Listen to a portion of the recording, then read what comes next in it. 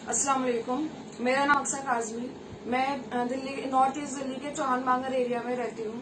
हम आजकल हम जैसे कोरोना वायरस का माहौल चल रहा है पूरी दिल्ली पूरे इंडिया में। मेरे ताऊ जी, मेरे बड़े पापा, किसी भी उनमें कोई कोरोना का सिम्टम्स नहीं था, कोई कोरोना का सिम्टम नहीं था उनमें। 11 तारीख की सुबह में उनकी अचानक तबीयत बिगड़ी तो हम उन्हें दिल्ली के बड़े अस्पतालों में लेके गए, जैसे RML, एम्स, सफदरजंग।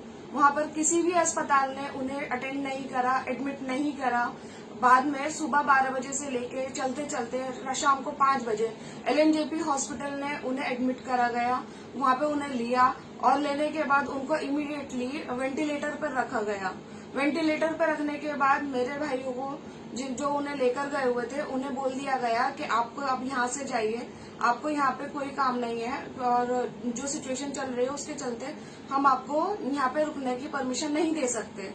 ये सुनकर मेरे भाई हमारे बड़े पापा को, अपने पापा को LNJP हॉस्पिटल में डॉक्टरों के हवाले करके घर वापस आ गए। घर वापस आते ही 8 से 8:30 बजे के बीच में हमें हॉस्पिटल से कॉल आया कि आपका पेशेंट की डेथ हो चुकी है, वो अब इस दुनिया में नहीं रहे। आप कल तक उनकी कोरोना की रिपोर्ट आ जाएगी, आप कल उनकी बॉडी को यहाँ से लेकर जा सकते हैं, मतलब 12 तारीख को। 12 तारीख की सुबह में ही मेरे सारे भाई उनको लेने गए, बड़े पापा को अस्पताल से लेने गए, लेकिन वहां पे जाके पता चलता है कि वहां पर उनकी कोरोना की रिपोर्ट नहीं आई है। पूरा दिन रोजे में भूखे प्यासे वो अस्पताल के कभी मॉर्चरी से लेके कभी माइक्रोबायोलॉजी लैब के चक्कर काटते रहे पूरा दिन, लेकिन अंत उनका निराशा के साथ ही हुआ। उनको बाद में आखिर में उनको यही बोला गया कि आपकी रिपोर्ट आज नहीं आई है तो हम आपको आज बॉडी नहीं दे सकते, आप कल आइए। कल यानी 13 तारीख को फिर वो दोबारा गए। दोबारा जाने के बाद डॉक्टरों ने उनको ये बोला कि आपका पेशेंट का तो कोरोना टेस्ट का सैंपल ही लैब में नहीं गया है। 2 दिन के पूरे इंतजार करने के बाद भी जब डॉक्टर ये बोल रहे कि आपका सैंपल ही नहीं लिया गया है, तो हम चौथे दिन सुबह में डॉक्टर यानी 14 तारीख की सुबह में डॉक्टर सैंपल लेंगे, जबकि जबकि बड़े पापा को डेथ हुए 3 दिन हो चुके होंगे। उसके बाद वो उनकी बॉडी से सैंपल लेंगे, फिर उसे टेस्ट के लिए भेजेंगे। हमें तो ये नहीं समझ में आता ये कैसे पॉसिबल है कि एक अस्पताल में जहाँ केजरीवाल जी इतनी बड़ी बड़ी अपीलें कर रहे हैं कि दिल्ली की स्वास्थ्य व्यवस्था इतनी मजबूत है, कोरोना से लड़ने के लिए हमारे इंतजाम इतने अच्छे हैं, वहाँ पे ऐसे बड़े अस्पताल जो कि स्पेशली कोरोना के लिए बने हैं, ऐसी लापरवाही कैसे कर सकते हैं।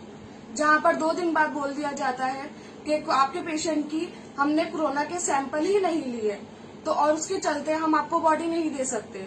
और 3 दिन बाद कोई भी अस्पताल कैसे बोल सकता है, कोई भी स्वास्थ्य कर्मचारी कैसे बोल सकता है कि जिस इंसान की मौत हुए 3 दिन हो चुके हैं वो उस बॉडी के में से कोरोना के लिए सैंपल 3 दिन बाद लेगा, ये सब कैसे मुमकिन है। और ये कैसी सरकार है, कैसा सिस्टम है अस्पताल का कि वो एक कोरोना की किसी एक पेशेंट की कोरोना टेस्ट की सैंपल ही खो दे। ऐसा कैसे पॉसिबल है। अब हम क्या करें, हमें नहीं समझ आ रहा। हमने बड़े से बड़े जगह पे बात कर ली, अस्पताल के HOD तक बात कर ली, हर डिपार्टमेंट में बात कर ली, लेकिन हमारी कोई नहीं सुन रहा। हमें नहीं समझ आ रहा हम क्या करें। हमारे पास और कोई चारा नहीं बचा सिवाय आम लोगों तक पहुंचने के, अपनी बात आम लोगों तक रखने के, ग्राउंड लेवल रियलिटी अस्पतालों की आप तक पहुंचाने के। हमारे पास कोई और चारा नहीं है। हम सिर्फ केजरीवाल जी से यही गुजारिश करते हैं कि हमारी मदद करें, हमें बताएं, क्योंकि हमें कुछ नहीं चाहिए। हम ये चाहते हैं कि हम अपने बड़े पापा को अस्पताल से लेकर आ सके और उनकी आखिरी रस्मों रिवाजों के साथ उनको दफन कर सके, ताकि उनको भी सुकून मिल सके और हमें भी सुकून मिल सके। हम उनके लिए दुआ कर सके और उनको इस दुनिया से विदाई दे सके। हमें और कुछ नहीं चाहिए। चाहे तो अगर केजरीवाल जी चाहते हैं, जो भी नॉर्म्स हैं, मेडिकल नॉर्म्स हैं, हम घर में क्वारंटाइन होने के लिए तैयार हैं। हमें रिपोर्ट नहीं चाहिए, हम बिना रिपोर्ट के ही घर में क्वारंटाइन होने के लिए तैयार हैं। हम बस केजरीवाल जी से ये गुजारिश करते हैं कि हमें हमारे बड़े पापा को घर पे वापस लाने दें और उनको आखिरी वक्त में उनको इस दुनिया से अच्छे से विदा कर सके। शुक्रिया। प्लीज इस वीडियो को ज्यादा से ज्यादा शेयर करिए ताकि केजरीवाल जी तक हमारी बात जा सके। Please please.